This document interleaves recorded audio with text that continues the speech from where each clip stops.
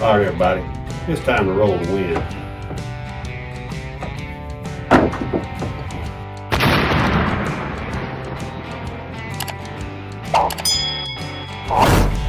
Practice like you play like you practice. Let's go roll.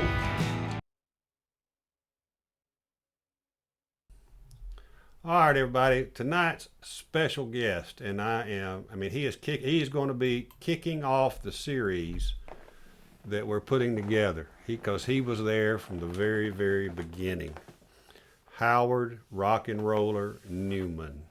Thank you so much for taking time out of your life to treat all the people in the craps world a little bit about your history and the history of dice influence.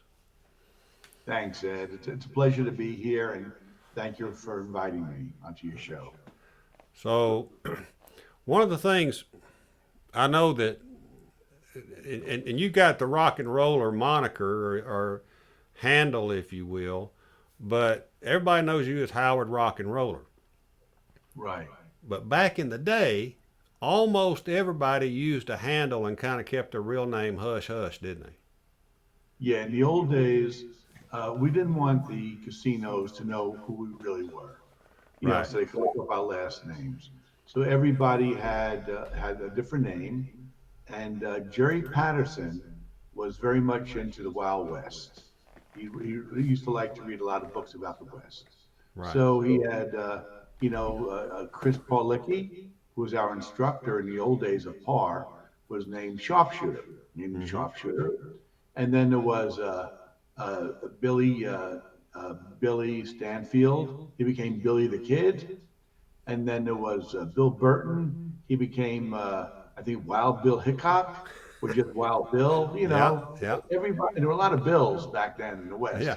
Yeah. It's a very common name. Yeah. But the problem was, and Dom, Dominator, Dom Mauricio, Dominator, he has a very outgoing personality. So he was named the Dominator, from the Right. word from Dom. And my friend Bo Parker, uh, Jerry used to call him Bodacious because of his Okay. outgoing All personality. right. Yeah, I have not heard that. So great. he was part of the par group too. Everybody was. All the old timers, now all the old pros were all part of the par group back in the day. Yeah. That's what we learned. Well, Sharpshooter to all of us. so it was Jerry Patterson. But did Jerry not have a nickname? Yes, Jerry was tall. Yeah, I'm pretty tall myself. I'm Yeah. about 6'2", 6'3". Jerry Patterson was probably about maybe 6'4", 6'5". He was tall and thin, and his nickname was Long Arm. Long arm. That's it. Yeah. All right. So he could stretch. He could probably stretch way on out there then. Yes, he was tall and thin. Yes. All right. And then there was Walt. He was named the Sage. He was I've another heard that. character. I've heard of the sage. There. Bucko. There was a guy named Bob Fuller, a World War II vet, really nice man, and his nickname was Bucko Bob. Bucko Bob. Bucko Bob. And Mr. Finesse, that's my friend Bob Convertito. He was a nice guy. He was his nickname was Mr. Finesse. Was That's why that he because of threw. his toss, or was that because of his I don't know, his No, no, personality? no, that was his toss. Okay. Mr. Finesse. I thought maybe he liked to dance or something and would or Yeah. whatever. I don't know. And then there was Daryl. He's still around. Daryl's a good guy. He Yeah, was named No Field Five. He gave himself that name. I've heard that name. I've heard that name as well. And then there was Pit Boss, my friend Armand. He's a good guy. He named himself Pit Boss, and he's still very active. I just had lunch with Pit Boss and a guy named Boxcar Boris. Now this is Boxcar Boris from L.A. Okay. from the BTC group, not my friend Boris, the coal miner. All right, that's what I was thinking. I immediately went to that. I went to that Boris in my mind. So Boxcar Boris is from California. California, yeah. Right. Gotcha. And I had lunch with them. Very nice people. So did y'all And meet up in Vegas? yeah, in Vegas. And I still keep in touch with a lot of my old friends that I started with back in the day. Yeah. Well, Good All deal. right. So You want me to start from the early days, how I got yeah, started in this? yeah. Let's. How did you get interested in Okay. craps, dice, influence, and par? Okay. The way I got involved in craps was I went with my wife back in the late 70s, early 80s to Las Vegas. And this is before I took any classes, before I learned. And it was like the old TV movies where, or just a movie where this big Texan with the hat on puts his arm around my wife, Ivy, and says, "Come here, darling, let me show you how to play this game." And I don't know, she had a lucky roll, and we made so much money, it was unbelievable. And that's what really got us interested in craps. Just beginner's luck.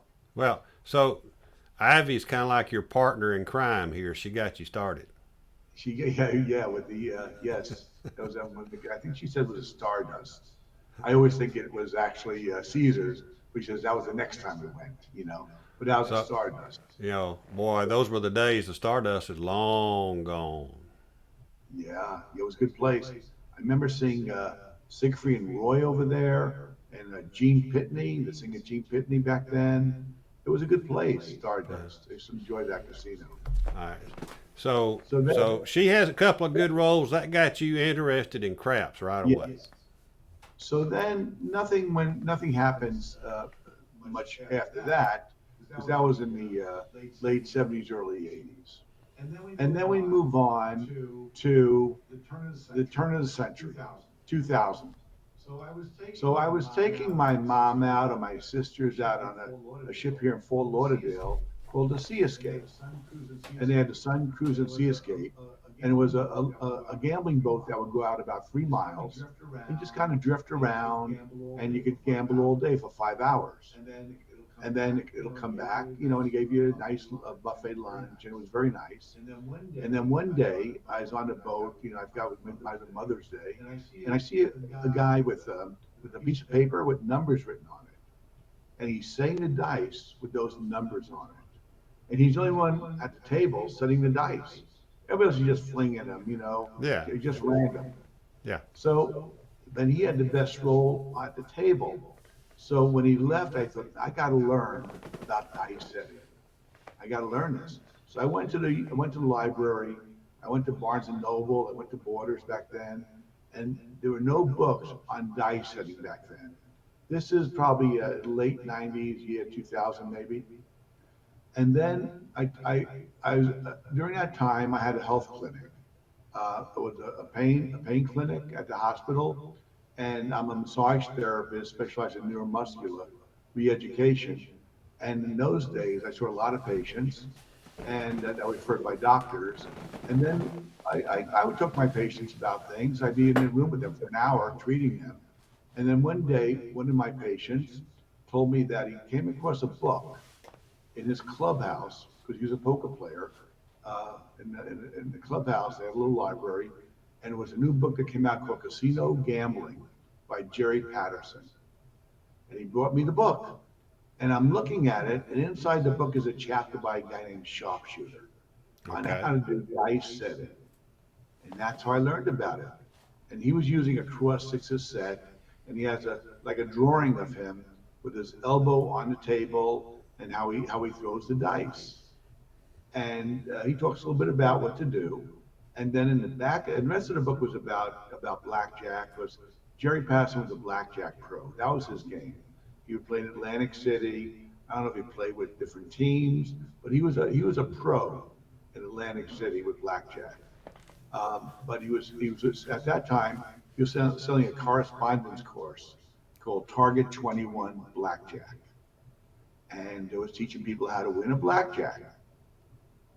Well, a lot of people took that class in blackjack. I didn't even know about it back then. And so Jerry had this correspondence course on Target 21.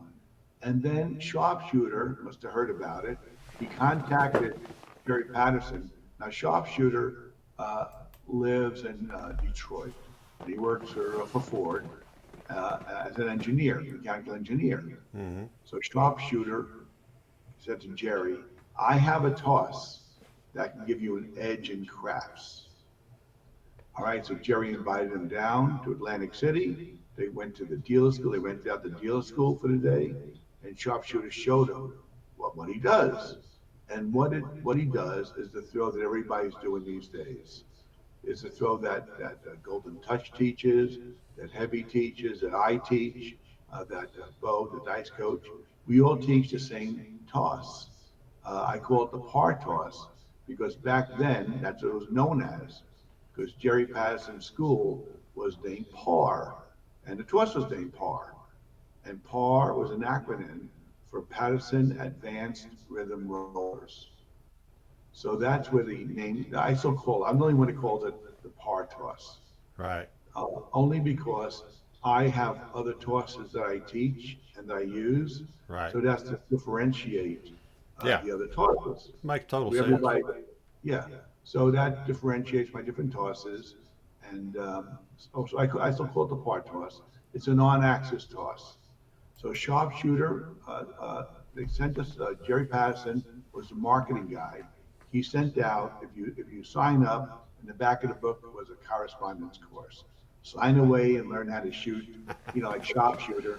Yeah. Send in 595, Yeah. and it comes with a receiving station, two casino dice, a VH tape on sharpshooter demonstrating how to do it, and also a cassette, a bunch of cassettes of a lecture that Sharpshooter gave in class. Okay. Okay. So then I started practicing like crazy. I didn't tell Ivy about it because she thought I'd be, wasting my money. But I thought to myself, I saw this guy in a ship setting the dice, and it worked. And I said, you know what? Maybe this works. If it doesn't, okay, I lost 595. But if it works, it's a skill I could use for the rest of my life. Yep. So I took a chance. I didn't tell Ivy I was going to buy it. I just came up with 595 and sent in a check. And I'm sure it wasn't $5.95, right? No, no, 595. Yeah, yeah, so 595. Best So bargain of your life. it is. So it came in the mail in a big box. I set it up on my bed where my pillow is, and I use like a TV snack tray to uh, to launch the dice from. That was how I do the dice from. And I'd practice and practice and practice, copying the way sharpshooter threw the dice on axis, trying to keep the dice as close together as possible, rolling with the backspin together on axis and landing softly in front of the pyramids, which was the back of the throwing station. Kind of like a craps table. Yep. Now I'm pitching softball 3 times a week in leagues year round back then. So I had really good hands-eye coordination. So it came very natural to me. And I got good at it. And then a few months later, I was invited to an actual class in Atlantic City to meet with sharpshooter, Jerry Patterson, and a few other students that were taking the same class. Right. So I went to the class. It was in Atlantic City, and he rented out the dealer school. And first, it was also in a hotel, like a banquet room, and sharpshooter had an easel up there, and it was kind of like it wasn't high tech. Like now we use PowerPoint. Back then we didn't have that. This is the year 2000, 2001 maybe, and sharpshooter is up there, and he's talking about a lot of engineering terms, about kind of like aeronautical, like the way the guys travel with yaw and this and back, going backwards and forwards. And it was a little dry because he's an engineer, Right. Right. but it was a good class. Everybody enjoyed it. And then we went to the dealer school to actually practice it on the craps tables. And there, Jerry Patterson broke us up into groups. We all had coaches back then. So my coach was Bill Burton. Dominator was there back then. He took the class probably a year before me, or maybe 6 months before me. And Jerry would handpick like the best shooters to be his assistants as more and more students were coming. So I met Jerry. I met Dominator there. I met Jerry Stick, who was called a stick man back Right. then. Mm-hmm. Bill Burton, he was a good poker writer. that was his favorite game, poker. He was a good crap shooter too. And Mr. Finesse was there.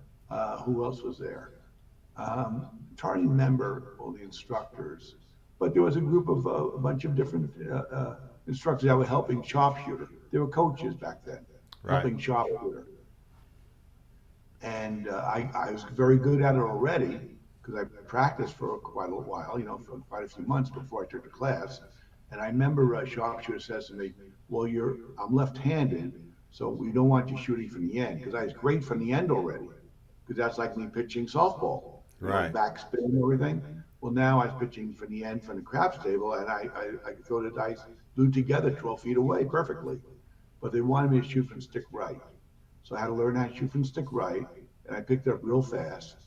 And I remember Jerry Passon saying, "Watch Howard, that's what the throw's supposed to look like." You know, I guess I was a natural. It just came easy to me. But I Right. practiced a lot. And I went out to the casino. My instructor was Bill Burton. And we went, and back then the class was instructor. First was lecture. It was 1 day lecture. The next day we went to the actual dealer school, and we practiced. And sharpshooter would watch us, and the coaches would watch us, and then the coaches would take us to a casino. We'd break up into like a group of 4 students, and the Right. coach would take us to a casino. So Atlantic City had a lot of casinos back then. And I remember we were at the Wild Wild West, which is part of Bally's now. And we were on a table. We would play as a team, and that was my first time ever playing as a team with other like-minded shooters doing the same toss, the par toss. And So I remember having, when you say as a team, you're really talking about, you're not talking about like a shared bankroll or any of that. You're just no, talking no, about no. you're all there on the same table together, kind of a group play Yes, or team play, right? that's it. Just playing with a group, Right. with everybody throwing the dice the same way. Yeah. Gotcha. So it was so much fun being with other guys that knew what to do. Oh yeah. So So we were awarded, Jerry gave out a pin. We all had a pin. It was a gold a pin of a golfer. We put on our lapel here so we could identify each other in the casinos that we were par shooters. See? Okay. But So it's after a while, kind of like a fraternity pin in a way. It was a way to let people know you were in the club, so to speak. that's it. You Gotcha. know. And then we went back to the classroom, and sharpshooter reviewed each group how we did. And then we would demonstrate, I don't know, maybe like 10, 20 throws. Sharpshooter would sit where the box man sits at the table, and he would, tweak our tosses, everybody's toss. And that was the class. And that was the first park class that I went to. And I met a lot of nice people, and I enjoyed it very, very much. All right. So Yeah, that's being a sharpshooter. right.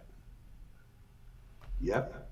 All right. So we're looking at you and sharpshooter, and sharpshooter was the one who actually developed the original toss that was taught by the par group, correct?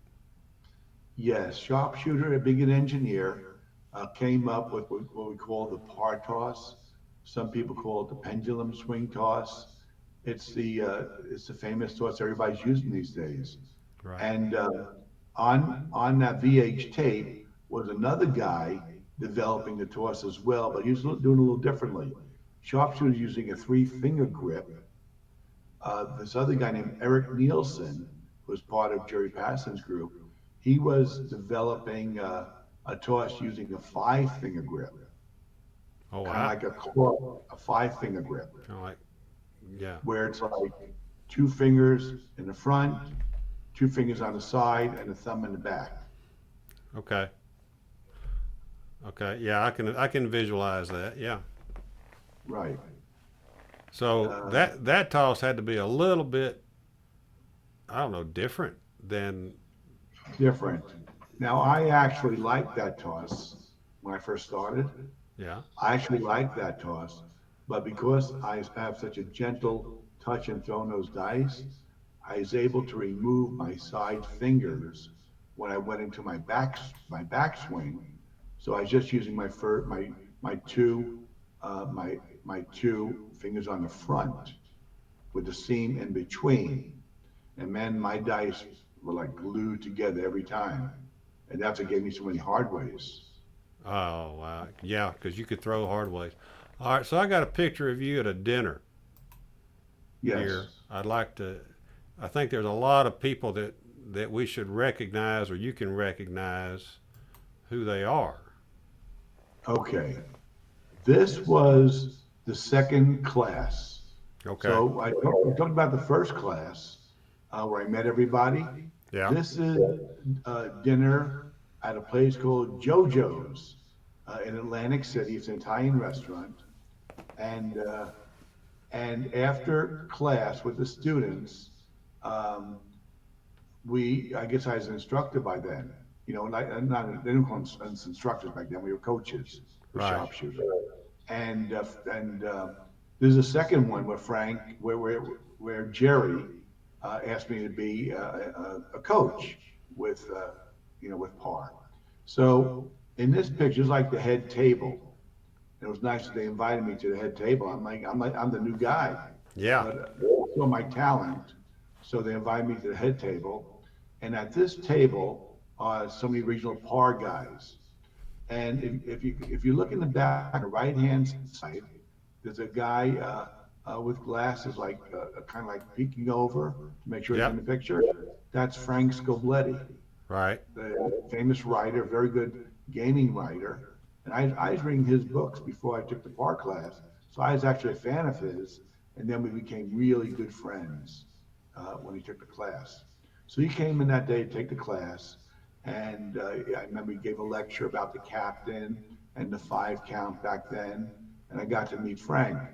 So that was after our class, and so that's me on the right, on the left. I'm sorry, that's me on the left, and that's Bucko Bob next to me, Jerry Patterson with the white beard next to Bucko, and Right. behind him is John Vance. He went by name of Bagger Vance, Okay. and he was really into going into the zone, teaching us about the zone. When you throw the dice, you go into this very relaxed state, and all you're doing is just using muscle memory, and you're not even thinking about it. You're in your right brain, just totally relaxed, throwing the dice perfectly every time. So John Vance was really into that. And then next to him is Frank Scobletti, Right. and then there's sharpshooter, and then there's Walt DM the Sage. Okay. So the guy with the big beard is the sage. He's a sage. Gotcha. Now, Walt DM, I want to talk about him for a few moments. Sure. Okay. Walt DM, he was a retired Navy pilot, and he's very much into martial arts and a lot of interesting things. He's a smart guy. So I guess we're jumping ahead a little bit, but I want to get back about Walt. Yeah. So Walt is the father of the off-axis toss. So here Okay. I am with on axis with par, and then we formed Golden Touch.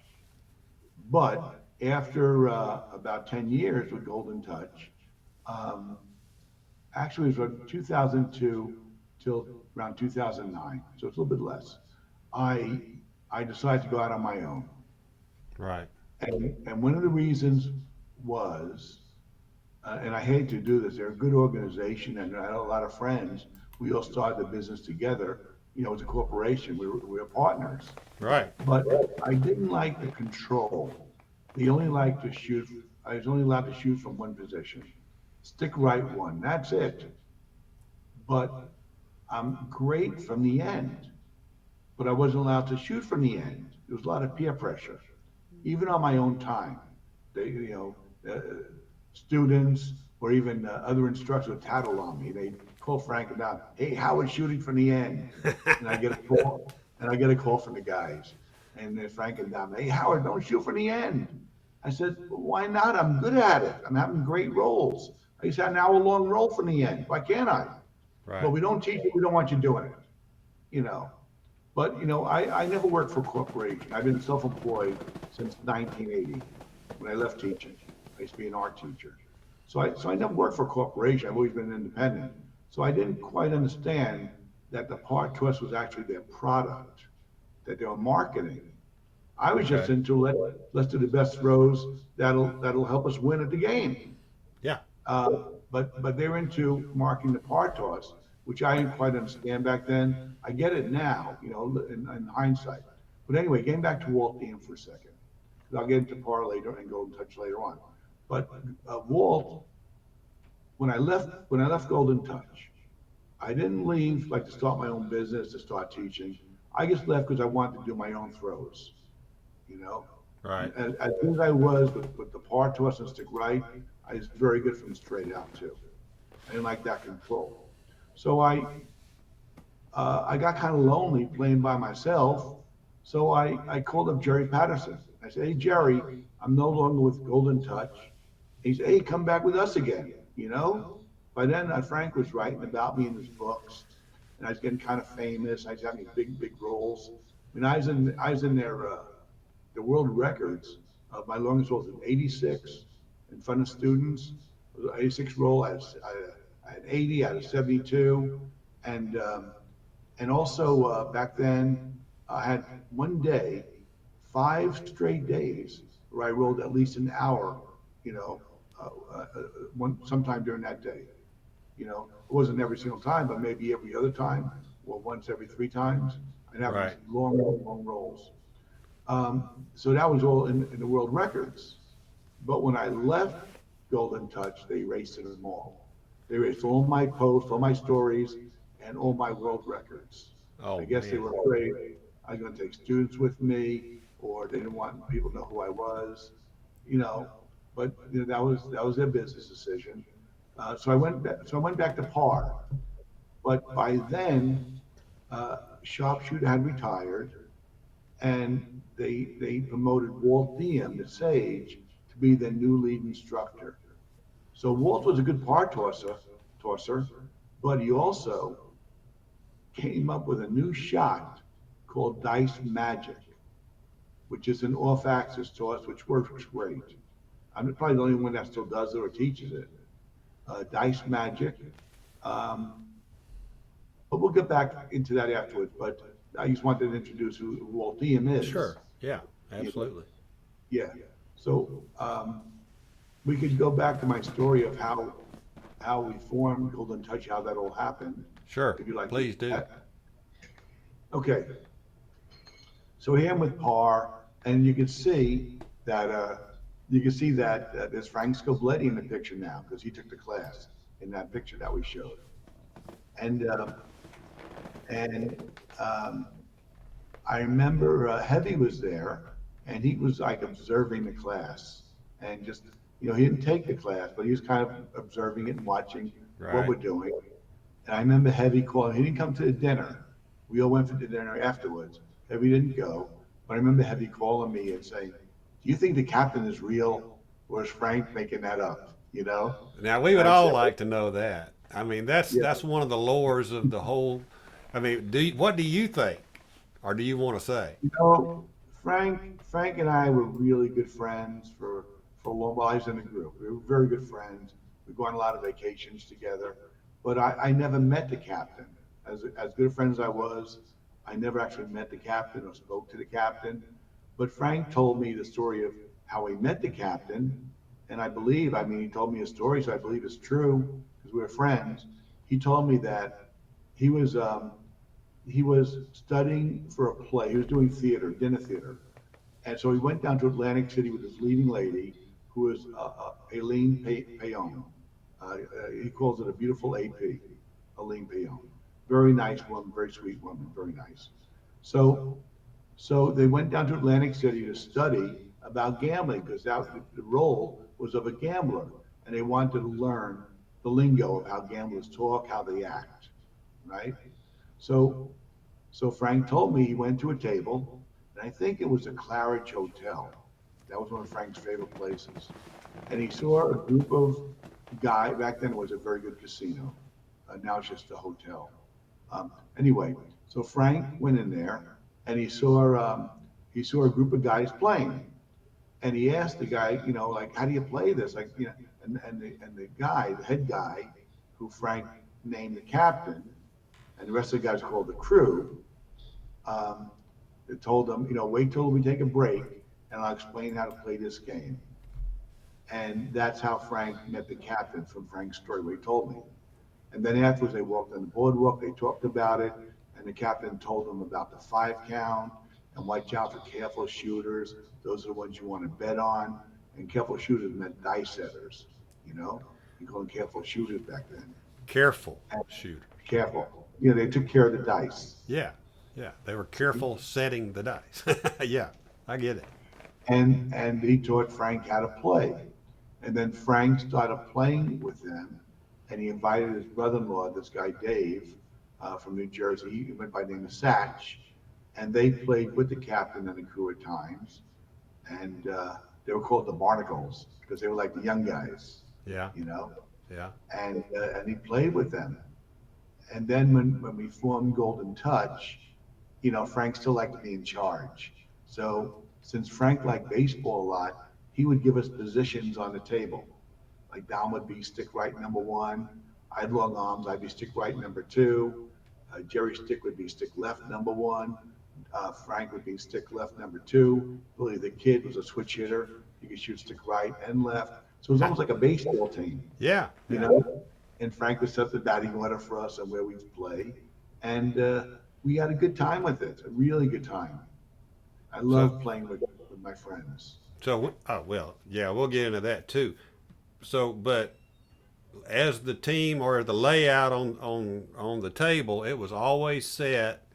So, did you ever get, if somebody was off, did y'all switch, or did everybody just stay at their spot and pass the Yeah, dice? they had a rule, 3 strikes and you're out. You had Okay, like 3 chances. And if okay, you couldn't get a good roll going, it's time to put in another hitter, another batter, right. another I got you. shooter. Yeah, Yeah. yeah, So we had a good time with that because, we'd have 12 guys at the table. So some guys would be at the end, they'd be the blockers, make sure right. no chips ran away. And they'd move in if somebody was off, they were just having a bad day, they'd move in. So with me, um, they would come over. I remember this guy, Street Dog, this guy Bill. He would come over and massage me before the dice were coming to me to get me relaxed, you know. Yeah, And and because I was using a hardway set, I was able to hit a ton of hardways. So that's one of the reasons why Frank named me the Babe Ruth of dice control. yeah, Because I have these long, long rolls and hit a lot of hardways. So much that it would slow the game down because the hardway things, it was piled with chips with yep, everybody at the table. So I remember they designated Mr. Finesse, Bob Confortito, to be the official hardway shooter, hardway better when I was up at bat, when it was my turn to throw the dice. And we'd all give him money, chip in, yeah. and we divide the profits afterwards. And he would just do the hardware bets. Rather than everybody having $5, $10 chips out there, he would Yeah, just stack them all up. it makes And total sense.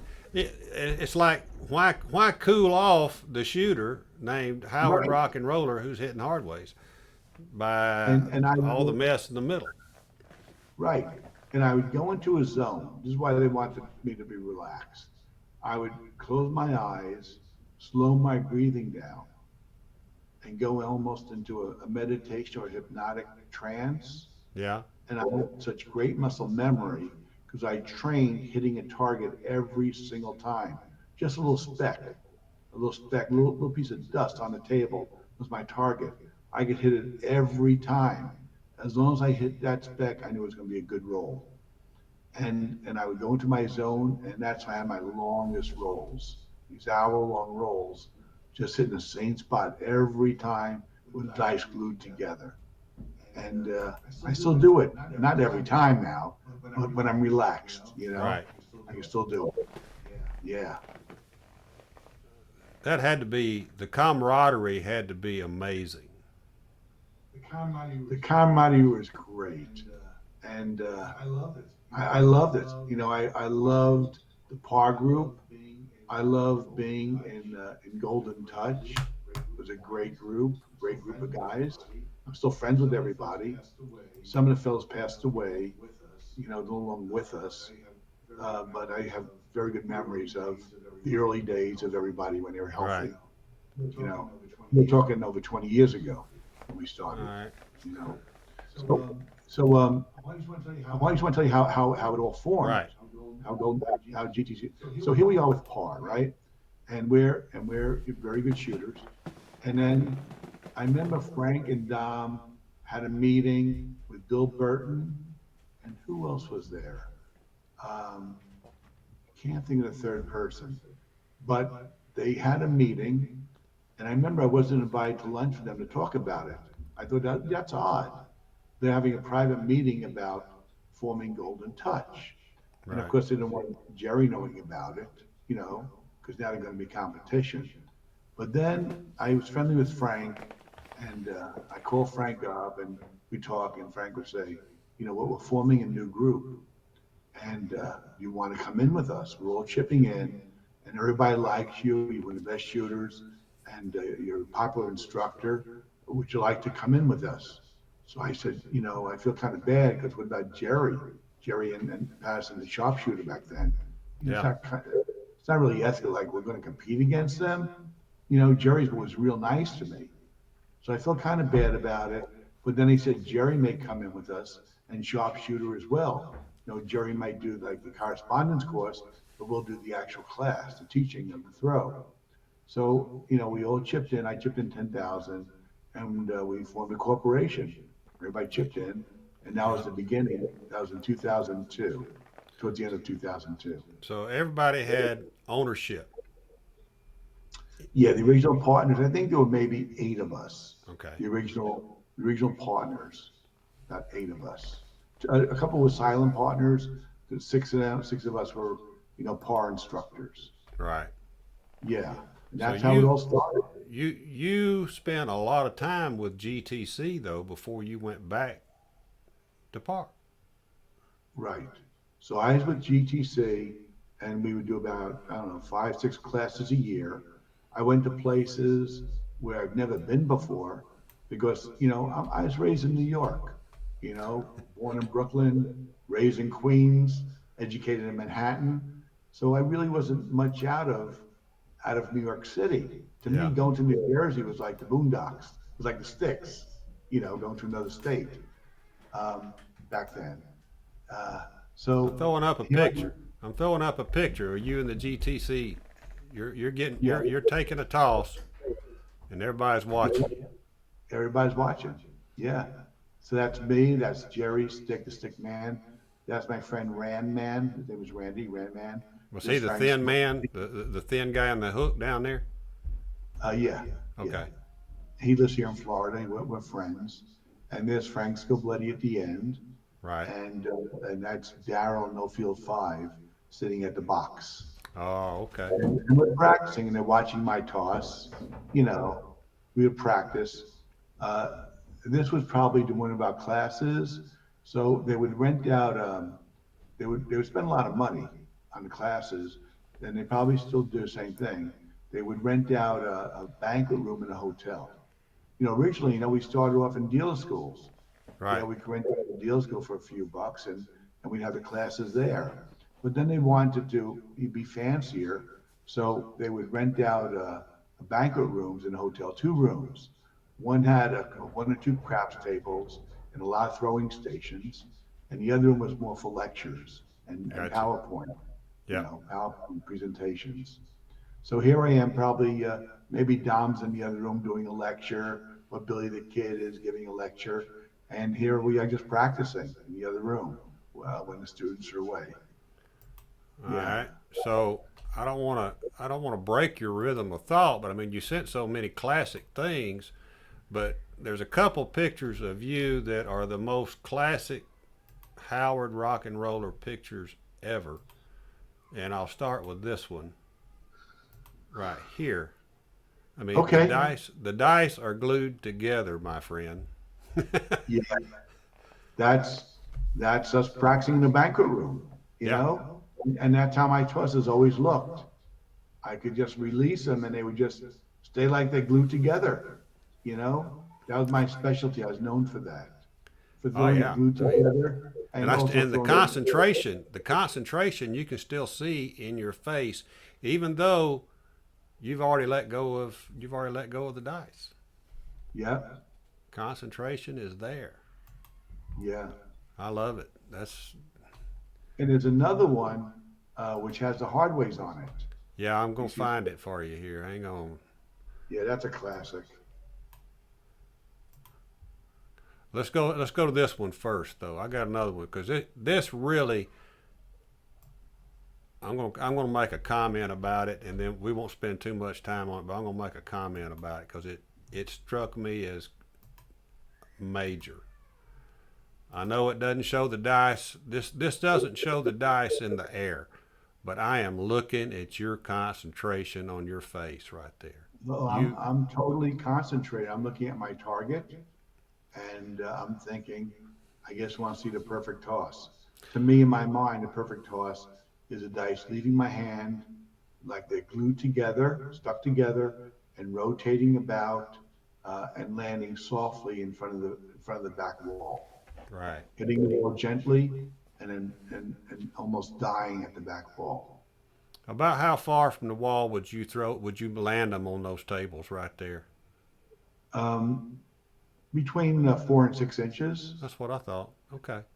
I just, Yeah. I just, that when I've seen a lot of pictures of you, but I don't know that I'd ever seen that one before, and I wanted to talk about your concentration because that I see so many people pick up the dice to go through all of this work, and they're still looking at their hand when and they just kind of in one motion will do that together, and that's not how you toss the dice.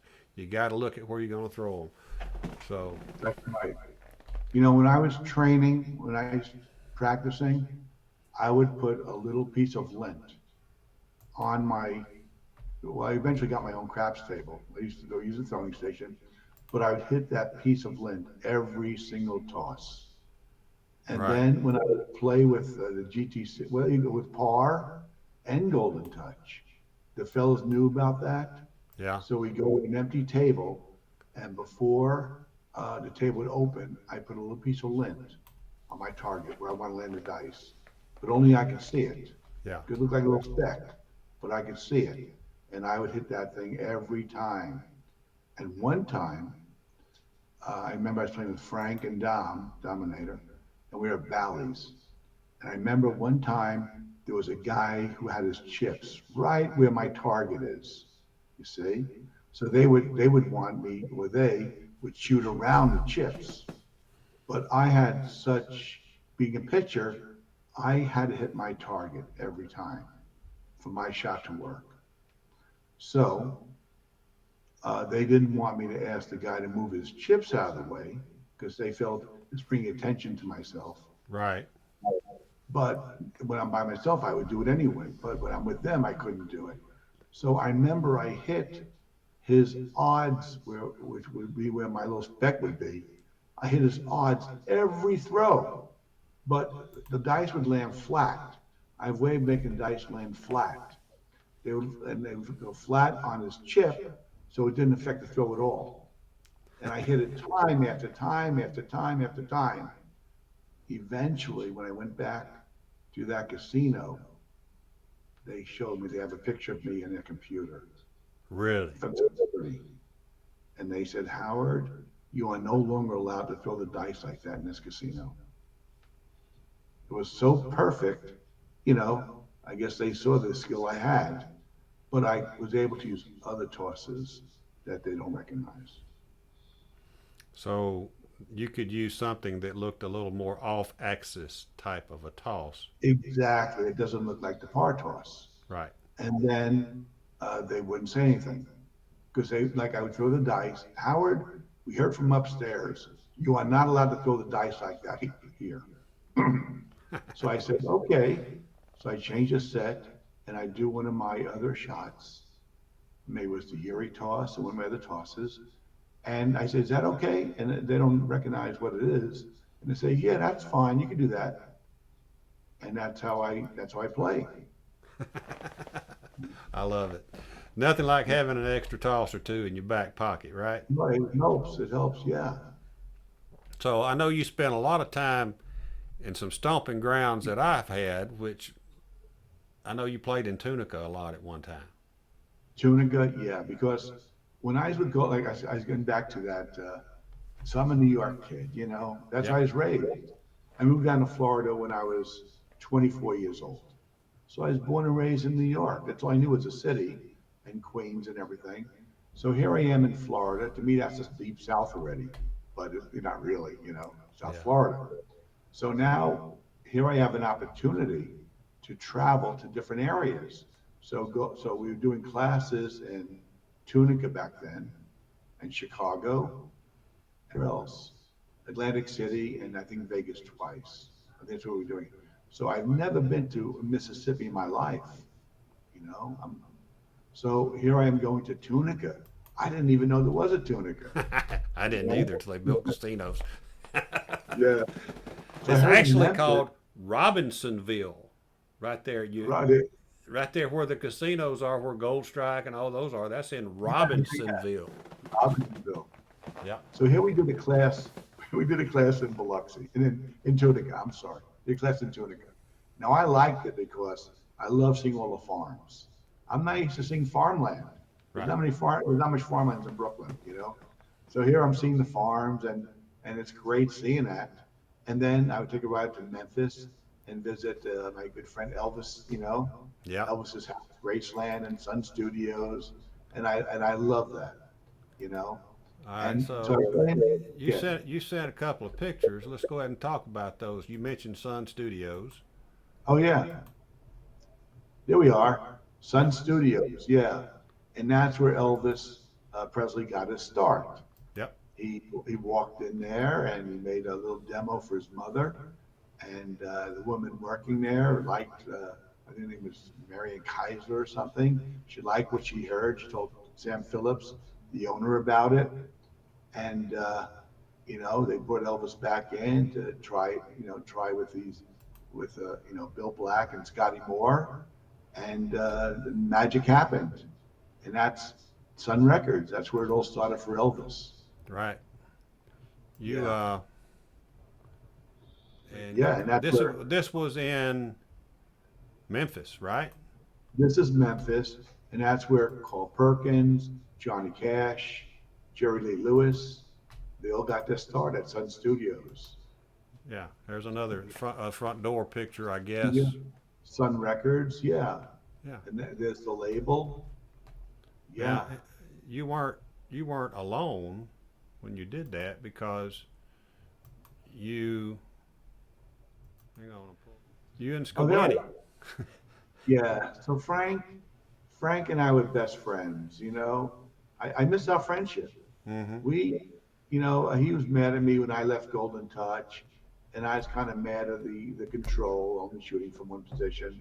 Yeah. You know, but there's a microphone that they said that Elvis recorded on right there in Sun Studios, and so Frank and I are singing, having a good time, and we're best friends. We go on vacations together. We tour Memphis, with him and his wife, and we tour Chicago together. We just got along very very well.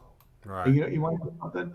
Back in the early days, he was an English teacher before he became a writer and an actor, and we crossed paths, but I didn't know it. I was a substitute teacher in New York, an art teacher. And when I first started out in the early 70s, when I finished college, uh, I would substitute teach in Long Island. And that's exactly the same, one of the same high schools where Frank was teaching at the time. But we might have crossed our paths, but we didn't know anything. We weren't into dice back then, so we didn't know each other. But it's funny that, you never know in life. No. It's meant to be when you meet people. Yeah. Yeah. That that's a great picture there. We all at the microphone though. Oh, yeah, we had a great time. Really a fun time together. So I know from a picture standpoint, I'm kind of jumping all over the place, but this is an important picture right here. If I can get it, there it is. Okay, so that's back in the par days. Mm-hmm. So that's Jerry Patterson. You can see he's tall and thin. Yep. and that's me. I'm a little heavier back then than I am now. Yeah. And that's John Vance, Bag of Vance, and those look like they're just some of the students in the background. So Yeah, that's how did they get a table inside a hotel or inside a meeting well, room? in those days, that would be the Atlantic City dealer school. It Okay. was in Pleasantville, New Jersey. Okay. About 15-minute ride from Atlantic City. All right. So that's the dealer school there. Okay. Yeah, All right. Good deal. yeah. Now I know y'all did. Did y'all do award dinners and stuff at the end of the season or something too? Yes, we did some awards. I remember not for the students, but I remember for the instructors. Bucko Bob got the award. Oh, you know what that is? What is that? Okay, so Frank Scobletti would have these jamborees. He's famous. He's a famous writer. Right. So he would have these Frank Scobletti jamborees. So this was one about jamborees, and that's Dominator, and that's me in the middle, and there's Frank. And since I'm Howard RocknRoller, one of the things I did was I used to be on the radio, not as a disc jockey, but I was like the oldies expert. And one of the disc jockeys would have me on the air on AM radio. His name was Doug Hirth. He was an AM disc jockey, and this is back in I guess it was back in the 70s, maybe early 80s. Yeah. So he would have me on the radio once a week. It was Thursday night, and we would do trivia on the radio. I talk about old rock and roll, and people would call in and ask me questions, and they would try to stump me with their questions, and I'd give them a question back. And we talk about old time rock and roll, from the 50s and 60s. That's my area of expertise back then. Gotcha. So that was a trivia contest at one of the jamborees. Now I want to tell you about one thing that happened All that I right. found interesting. So the first time in Tunica, we had like it was kind of like a class, like an introduction to Golden Touch. So we were in Tunica, and Frank used to go on the radio. He had a radio show in Memphis. I think it was called something on the river or something like that. It was a radio show, and the casino sponsored it, but Frank was like the gambling expert. I think he liked to talk Yeah. about sports and things, talk show. And Frank would come on maybe for an hour segment. We'd phone it in, and so Frank was already known down there. So Frank made arrangements for us to do like a little jamboree or a little mini class over over at the Gold Strike. Right. And I remember we were like a little concerned, like we're going to do it in the casino. We're going to let the casino bosses see what we're doing. Frank, being a New Yorker, would say something like, "It's Mississippi. They're a bunch of yahoos. They don't know what we're doing." That's like the northern Yeah. attitude. Yeah. From Yeah. New Jersey, New York. Everybody doesn't live in New York is a bunch of hicks. You Right. know. Right. He says, "No, they're not going to know. They don't even care." So he invited some of the VPs and big shots to come to our little seminar that we were having. And I think that might have been why I did the trivia questions also, you know. But I remember after when it broke, when it was over, right away when we went to the tables, we got heat. Right away. So I think that was a mistake Yep. having it in the actual casino. Yeah. And eventually, we had to rent when we do classes in Tunica. We would rent out. Uh, there was this little motel down the road from the Gold Strike, and it was the Gold Strike and the Horseshoe, Hmm. and there was a little hotel there, and we'd rent out that banquet room, and that's where we'd have our classes, and we kept our tables over at a storage center nearby, like a block away, I've and we seen a moved it. picture. I've seen a picture of y'all going down the road with a table across the bed of a Yeah, pickup truck before. yes, yes, I have that picture if you'd like it. I can Yeah. send it to Send you. it. I'll put it in. Yeah. Yeah. So that that's us moving the table from the storage unit to the, it was two tables, I think we had, and we were moving it over to the banquet room to set it up for our class. Right. Well, I remember one time I came there, and Frank and Dom, I had good friends with the guys, and Frank says, "Howard, I have bad news for you. That we're getting a lot of heat, and that they don't want us playing anymore in Tunica." It's Hmm. like they didn't know who I was, then. But Frank and Dom, Yeah. Dom was on Frank's pictures on his books, on the covers. So they were Right. looking at who Dom was. Frank already they knew, and eventually we couldn't teach there at all. We had to teach up in Memphis. We weren't. The Golden Touch group was banned from from Tunica, Mississippi. Wow. So they couldn't teach there anymore. Yeah. But you had some long rolls there, didn't you? I had a lot of great roles, great roles. Yeah, I I had 5 days of hour-long roles in That's where I Tunica. thought you was at when you said that earlier. I was thinking that was probably a gold Now, strike. there is another Tunica story I could tell you. Let's hear it. Okay, all right. So there was a writer, uh, this guy Michael Kaplan, and he was a writer for Cigar Aficionado magazine. And this thing was sports and gaming. And he still might be active there. This is years ago. So Michael called me up. He had done a story on Stanford Wong, and Stanford Wong took our class, and Wong liked what he saw. So Michael Kaplan wants to do a story about me as a as a controlled shooter. So Michael Kaplan comes into town. He calls me up on the phone. He's from New York. He says, "Howard, I'd like to interview you and watch your shot and everything and do a story about you." So I'm kind of new at this. I knew I was one of the best, but I don't want to get banned from any casinos.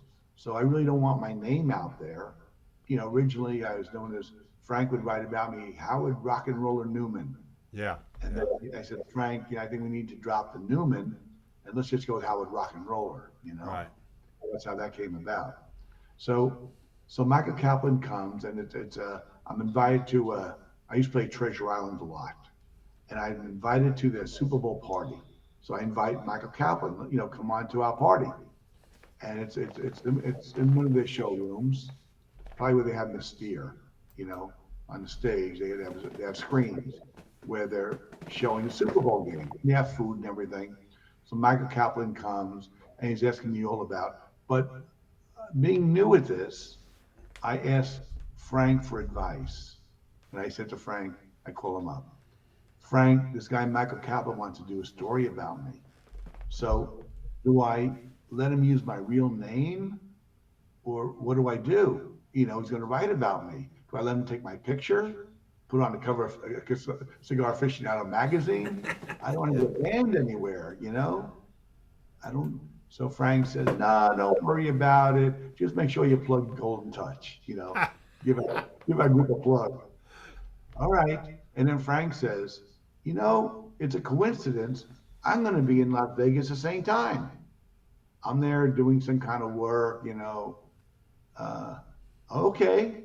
And I'd like to meet this Michael Kaplan. I said, okay, I can introduce you to him. And then I get a call from Dominator. Hey, Howard, I hear you going to Las Vegas to do a story about you, with Michael Kaplan for the magazine. I said, yeah. Says, it's a coincidence. I'm going to go to Vegas too. So what these guys did was, I didn't know it because I'm very trusting. I'm a good guy, and Yeah. You I would are. never do that to anybody. But they kind of took advantage, and they kind of like stole the story away from me to be about them, you know? Yeah. So the story never came out about me, but instead they switched it over for him to do a story about them as a blackjack team playing blackjack. Okay. So I was disappointed that happened, but there's karma involved. Oh yeah. So what happened was they had that weekend, no, there was a future weekend, because this was in Vegas. And then we were back in Tunica. So Michael Kaplan comes up to Tunica and he's going to write a story about them playing as a blackjack team, different blackjack teams. Right. And they're going to spread out with two each in different casinos. Now, I'm not a blackjack player, so I have no interest in it. Um, so I remember my friend Jerry Stickman and this guy, a street dog. They were in one team, and they're in, and they're playing in one casino. I think it was in those days called the Sheraton, which Yeah. became Yeah. Next right, door to the old horseshoe, which right. share all that's been torn down now. I don't know if you know that, but That, that's gone. that's sad. I heard about that. Yeah. Yeah, it became the Roadhouse after. Now they tore it Right. down. So Yeah. the Sheraton back then. So that's where I went to play. Um, and that's where they were assigned to play blackjack. Now, a little bit of a backstory. We played as a team at the Sheraton. The casino host there got us our own table, Oh, nice. but what he didn't tell us was it was a faulty table. I don't know if it was done on purpose or it just happened to be, Yeah. but there's a little bubble at the end where the layout Yeah. was like loose. So when you try to throw the dice on axis, you can't. It rolls Yeah. to the seven, especially with the hardware set. So everybody's like point 0.7, point 0.7, point 0.7 around the table, you know? Yeah. And I was like really mad, like this is no good. So once we found out about the bubbles, like I was actually angry that they did that to us. So these guys are playing blackjack in different casinos. So I'm determined, I'm a little annoyed that Michael's not doing a story about me anymore. He's doing it about them. So I go to I go to the, the the Roadhouse, or actually the Sheraton, and I go to the craps table, and I'm super focused now to win my money back that I lost earlier in that day. And man, I got into my zone. There was no stopping me. It was at least an hour and a half roll, maybe 2 hours. I just kept on rolling and rolling. They ran out of chips. And I said to them, you don't have any chips left. He said, don't worry, we'll refill it for you. Just keep shooting. No heat or anything. And then I see Jerry and Street Dog, seeing that I'm on a hot roll. They said, screw blackjack. They went over to the table and they're playing craps with me now, Yeah. right? Yeah. And I'm having a roll of my life, a monster roll. I'm using my par toss, using the hardware set. I'm hitting my little spot. I'm zoned in, and it's lasting forever, this toss.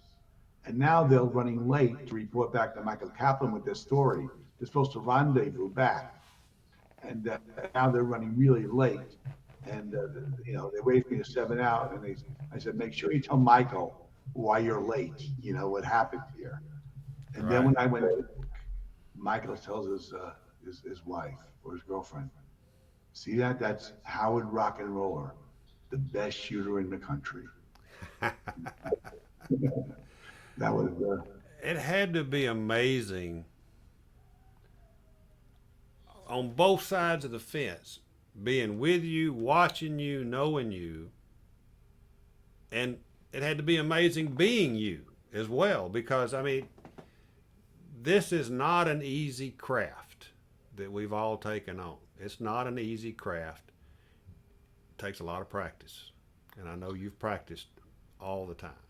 all the time. Yes, But yes, and but I back love it. then, yeah, back then, people were just throwing into tossing stations, like you said earlier, Yeah, that's and how we started. learning. So, I guess a message to those that are watching: you don't have to have a 12-foot table in your living room. You can start out with just a throwing station, Yeah, and that's how I started, yeah, and that's all I needed back then. and Yeah, it gets you going.